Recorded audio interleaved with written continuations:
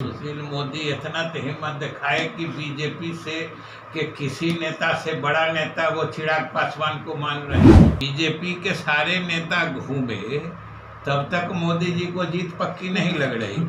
तो जीत पक्की है कि कच्ची है ये तो बात की बात है कि बीजेपी के किसी भी नेता का चिराग पासवान के सामने कोई हैसियत नहीं है। चिराग के सामने बीजेपी के तमाम बड़े नेताओं की कोई हैसियत नहीं है, ये कहना है बिहार सरकार के मंत्री विजय चौधरी का। बीते दिनों सुशील मोदी ने कहा था कि चिराग अब हमारे साथ हैं और अब कमल खिलने से कोई नहीं रोक सकता। इसको लेकर बिहार सरकार के मंत्री विजय चौधरी ने तंज कसा और कहा कि बड़ी हिम्मत दिखाई है राज्यसभा सांसद सुशील मोदी ने।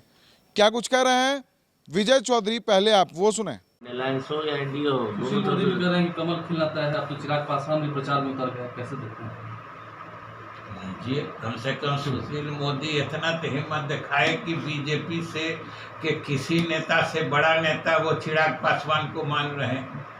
मैंने बीजेपी के सारे नेता घूमे तब तक मोदी जी को जीत पक्की नहीं लग रही और चिराग पासवान आ गए तो अब जीत पक्की हो गई।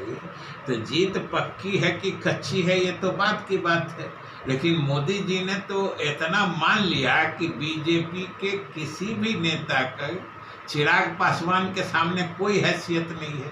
जो जदयू का आरोप शुरू से लगता रहा था, ये तो मोदी जी ने उसकी पुष्टि कर दी। विजय चौधरी ने सीधे तौर पर कहा है कि सुशील मोदी ने खुद मान लिया है कि चिराग पासवान के सामने बीजेपी के तमाम बड़े नेताओं की कोई हैसियत नहीं है। तमाम बीजेपी के जो नेता हैं वो गोपालगंज और मोकामा में घूम घूम कर प्रचार कर रहे थे, लेकिन तब किसी को नहीं लगा कि बीजेपी जीत जाएगी।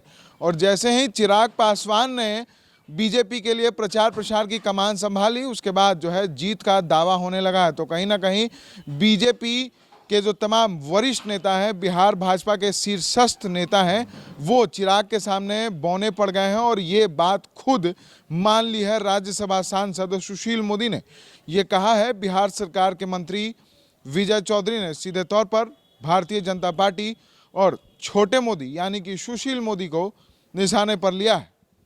ऐसे ही तमाम खबरों के लिए बने रहें एसडी न्यूज़ के साथ और देखते रहें एसडी न्यूज़।